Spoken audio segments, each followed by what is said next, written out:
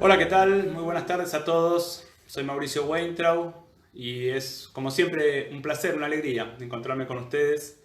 En este caso, a través de este ciclo de encuentros en vivo, a través del muro de Facebook, mi muro personal, a través también del muro de Habitarnos, para tratar, digamos, en los distintos encuentros, algunos temas a los que hemos denominado temas humanos, porque son los que nos conciernen tanto humanos, pero claro, desde la mirada de las escenas matrices. Empezó la semana pasada este ciclo, el primer encuentro fue referido a la soledad y hoy vamos a meternos en otro tema que por supuesto nos toca a todos, como son las emociones. Digo siempre desde la mirada de las escenas matrices porque es este el enfoque que tomamos, este es el enfoque a partir del cual vamos a trabajar en este encuentro y en el que trabajamos en general en nuestro espacio Habitarnos, en nuestro espacio de crecimiento personal. ¿Qué son las escenas matrices? Bueno, en principio las escenas matrices son una técnica psicoterapéutica o una mirada en realidad psicoterapéutica que incluye una técnica también, pero también es una manera de mirar el vínculo entre paciente y terapeuta. También es una manera de mirar al sujeto y finalmente, yo diría en un terreno más amplio, es una manera también de mirar la vida, de mirar lo que nos pasa en la vida. Es decir, las escenas matrices son una forma a partir de la cual miramos lo que nos pasa.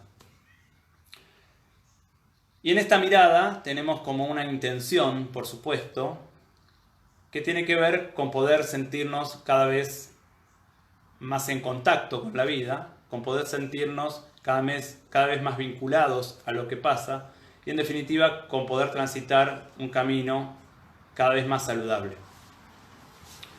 En este sentido, las escenas matrices, como manera de mirar la vida, atraviesa todos, o intenta por lo menos atravesar todos los temas que en tanto humanos nos conciernen. Hoy nos vamos a enfocar en un tema central para nosotros, para los seres humanos, como son las emociones. Las emociones que suele ser un terreno difuso, complejo, difícil de entender, que en general viene de manera entremezclada, en general viene de manera confusa, un terreno que muchas veces está alejado de la mente, alejado del intelecto, alejado de lo que podemos entender e incluso alejado de lo que podemos querer. Muchas veces queremos sentir algo y sentimos otra cosa. Como decimos siempre, escenas matrices es una manera de mirar el mundo y una manera de entenderlo también y de entender la vida. Y por supuesto, hay toda una parte de la vida que se nos escapa al entendimiento. Digamos, casi diría, lo más importante se nos escapa al entendimiento. Sin embargo, eso no quiere decir que no podamos entender nada. Y yo casi diría lo contrario, que nuestra tarea, a partir del entendimiento, es entender aquello que sí está en nosotros entender. Porque casi diría, solo entendiendo lo que sí está en nosotros entender, podemos realmente entregarnos a lo otro. Si no entendemos lo que está en nosotros entender, en general, esto que no entendemos, esto inconsciente que está en nosotros, nos termina dominando. Con las emociones pasa algo similar, con el agravante de que, como decía, el terreno emocional suele ser vago, impreciso, difuso, de difícil comprensión. Sin embargo, vamos a intentar entender en este ratito que nos encontramos de qué se tratan las emociones, a qué nos referimos cuando hablamos de emociones. Y vamos a empezar, o vamos a partir de una clasificación, como hay tantas, pero es la clasificación con la que trabajamos nosotros.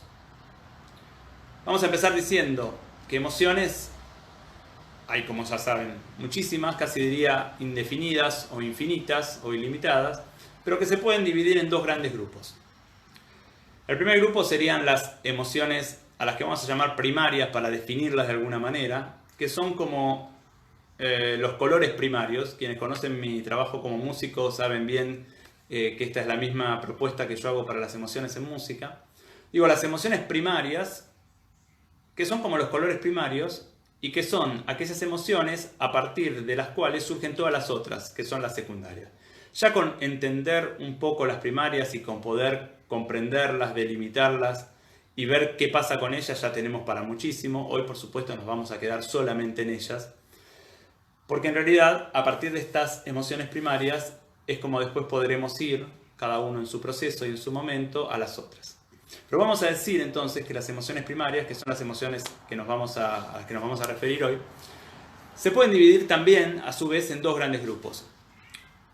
Y esta primera clasificación a mí me interesa porque me interesan mucho los títulos de la clasificación. O sea, los nombres, la nomenclatura que usamos para dividir a estas emociones. La vamos a dividir en emociones placenteras y en emociones displacenteras. Las placenteras las llamamos así porque son en general aquellas emociones que a nosotros nos gusta sentir. O sea, disfrutamos experimentando estas emociones. Y las displacenteras las vamos a llamar así porque son aquellas emociones que en general no nos gusta sentir.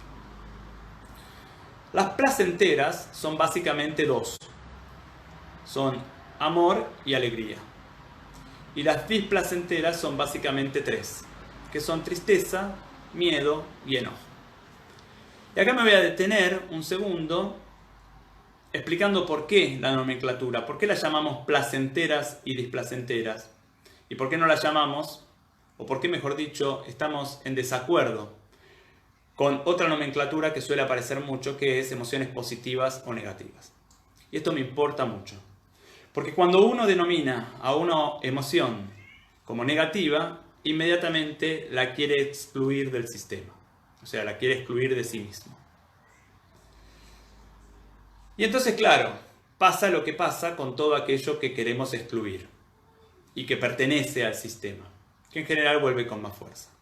Digo, el enojo, la tristeza y el miedo, en general son emociones que no nos gusta sentir. Por eso decimos que son displacenteras. Pero de ninguna manera, como en realidad todo lo que está en nosotros, de ninguna manera constituyen emociones negativas. Y ahora vamos a ver por qué. ¿Por qué todas las emociones tienen un lugar y además necesitan tener un lugar en el sistema? O mejor dicho, yo necesito que tengan un lugar reconocidas en el sistema. Porque las emociones, cada una de las emociones, cumple una función determinada. Cada una de las emociones primarias cumple una función determinada. Y el problema es que cuando yo quiero excluir una emoción de mi sistema, excluyo también la función. Entonces vamos a tratar de ver cuáles son las funciones que cumple cada una de estas emociones.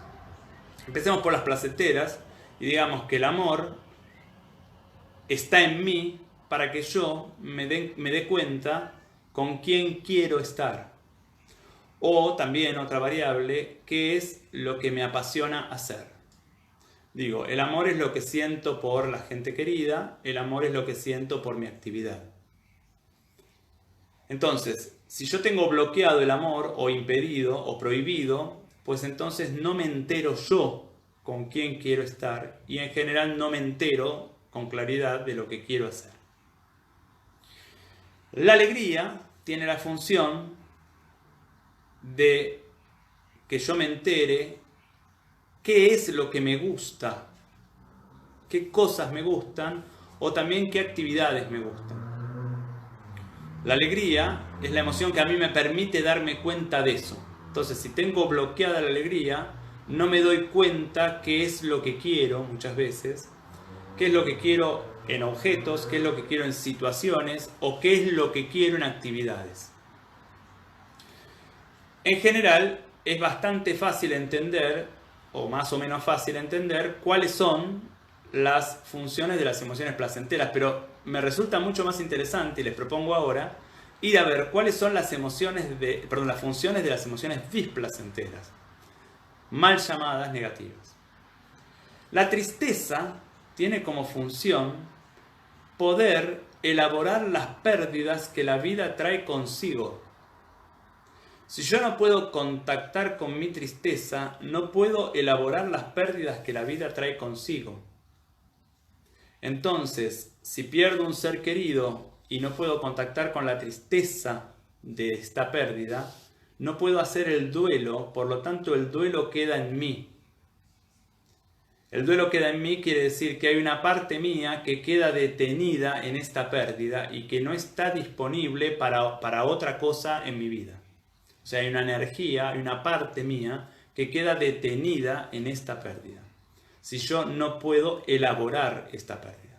O sea, si yo no puedo contactar y honrar la tristeza, hay una parte mía que queda detenida en las pérdidas. No puede avanzar. El miedo tiene como función mostrarme cuando mis recursos son menos que los que la situación me exige. Si yo no tengo miedo de saltar de un 5.º piso, probablemente no me dé cuenta que mis recursos no me van a permitir tener una caída saludable y probablemente o me mate o algo grave me pasará. El miedo me avisa que mis recursos son menores a los que la situación me pide. Por eso, cuando en muchas teorías se propone vencer al miedo, se está proponiendo un movimiento evidentemente iatrogénico, porque por algo está el miedo, aunque no me dé cuenta en principio por qué. Y finalmente una emoción que está muy vapuleada y muy mal vista, y sobre todo desde algunas teorías se propone con decisión no escuchar su voz y su mensaje, que es el enojo. El enojo tiene como función poner límite a quienes quieren invadir mi propio espacio sin que yo esté de acuerdo. Por eso cuando yo no puedo contactar y honrar mi enojo, no puedo poner límite a los invasores. Como se verá, todas las emociones, más allá de que sean placenteras o displacenteras, todas las emociones son extremadamente necesarias y yo diría positivas en mi sistema psíquico. Y aquella emoción de la cual no dispongo, pues entonces constituye también una función de la cual no dispongo. Y esto afecta a mi vida cotidiana de manera determinante. Ahora, claro, se me va a preguntar, o uno se preguntará, ¿por qué, si todas las emociones tienen una función y son cruciales en mi vida, yo hay emociones a las que pretendo o elijo o decido no escuchar o no darle un lugar? Y acá vamos a, yo diría, lo nuclear de las escenas matrices, o uno de los aspectos nucleares. ¿Qué pasó en la infancia con cada una de estas emociones? Es decir, ¿cómo fue tratado el nene o la nena en la infancia en cada una de estas emociones? Y acá vamos a decir que todo nene necesita que sus padres puedan respetar las emociones que el nene experimenta. ¿Qué significa respetar? Y acá hay que poner mucha atención. Vamos a volver en otros encuentros sobre estos temas porque estos temas suelen ser muy complejos. ¿Qué significa respetar? Respetar significa que el padre pueda darle un lugar a esta emoción. Respetar es una sensación que surge de la comprensión del padre o la madre de que la emoción que el nene siente tiene derecho a existir. Más allá de si me guste o no me guste, más allá de si esté de acuerdo o no esté de acuerdo, más allá incluso si yo permita determinada expresión o no lo permite.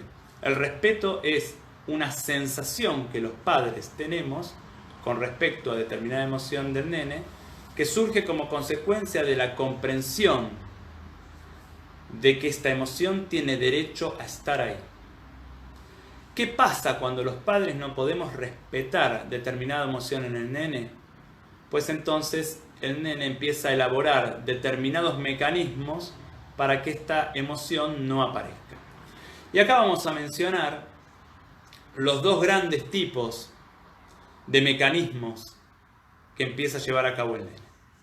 Que tiene que ver, por supuesto, con cuánto es el quantum de prohibición de estos padres. Digo, cuando los padres no pueden respetar determinada emoción del nene, el nene puede impedir su expresión, es decir, siente la emoción pero no la expresa. Y si esto es más profundo, el nene puede impedir o impedirse la propia experimentación, es decir, ya ni siquiera siente determinada emoción. Digo, si yo como padre soy muy prohibitivo, por ejemplo, del enojo, y en cuanto aparece algo del enojo en mi hijo, lo coarto, entonces es muy probable que mi hijo empiece a elaborar determinados mecanismos inconscientes para no experimentar siquiera el enojo. O sea, se anestesia la experimentación. Él se anestesia la experimentación. No experimenta él mismo el enojo. Si mi prohibición es un poco menor, probablemente mi hijo pueda experimentarlo, pero no lo exprese.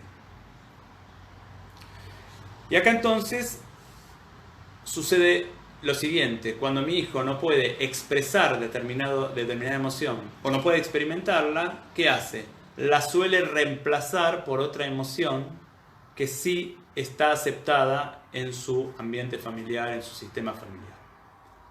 Entonces, por ejemplo, en vez de enojarse, o en vez de, mejor dicho, lo dije mal, en vez de expresar el enojo o de contactar con el enojo, se ríe. En vez de contactar con el miedo, se enoja y va con enojo hacia aquello que lo asusta. En vez de contactar con la tristeza, expresa otra emoción, se atemoriza, por ejemplo. Nombro en general las tres más displacenteras, porque son ahí en general donde suelen aparecer las prohibiciones. Sin embargo, muchas veces uno ve cómo en la infancia de los sujetos quizás se impidió la alegría, o quizás hasta se impidió el amor. Pero bueno, ¿qué pasa entonces con el nene?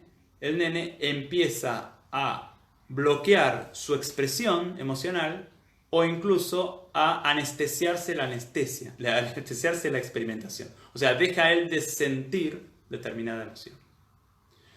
A medida que el nene va creciendo y se va transformando en un sujeto adulto, recordemos que para nosotros desde las escenas matrices la adultez es a partir de los 22, 23 años, a medida que el nene va transformándose en un sujeto adulto, este sistema de prohibición de la expresión o de la experimentación se va afianzando y cuando el sujeto es ya un adulto, lo tiene completamente afianzado. Y entonces acá entramos en la adultez. ¿Y qué pasa en la adultez? Si el sujeto no puede transformar esta prohibición, ya sea de expresar la emoción o de experimentarla, bueno, entonces va por la vida con esta prohibición. Y esto empieza a explotar de distintas maneras en distintos ámbitos. Yo diría, básicamente empieza a explotar en dos ámbitos. En el ámbito vincular y en el ámbito físico, o sea, en el cuerpo. Entonces, ¿qué pasa con las emociones cuando uno no se permite expresarlas o no se permite experimentarlas? ¿Se van? ¿Se diluyen? ¿Desaparecen? Evidentemente no. Las emociones son como líquido. Se van acumulando. Y se acumulan, y se acumulan, y se acumulan, y se acumulan, y entonces aparecen en general de manera abrupta. Pasa mucho, ustedes lo verán, o quizás lo experimentarán, como nos pasa a todos, pasa mucho, por ejemplo, con el enojo, o puede ser con cualquier emoción, pero vamos a tomar el enojo. La persona que nunca se enoja, o mejor dicho, vamos a decirlo bien, nunca contacta con el enojo o nunca expresa el enojo, nunca contacta, nunca expresa, y un día, por un hecho menor, insignificante, yo diría cotidiano, entonces tiene una reacción completamente desproporcionada y lleva a cabo un acto en donde se ve todo el enojo con el que no contactó, que no expresó, se ve todo en un acto.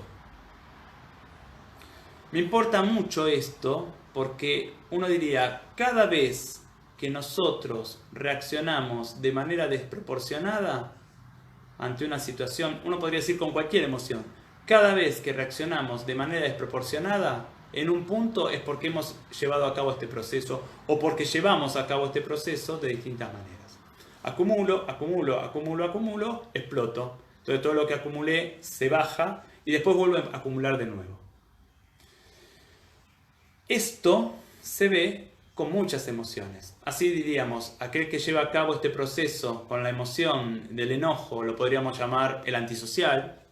El que lleva a cabo el que lleva a cabo este proceso con la tristeza lo podríamos llamar, o después puede llegar a desarrollar una depresión. El que lleva a cabo este proceso con el miedo, uno podría decir, es un fóbico. O sea, pone todo su miedo no reconocido, lo pone en un objeto.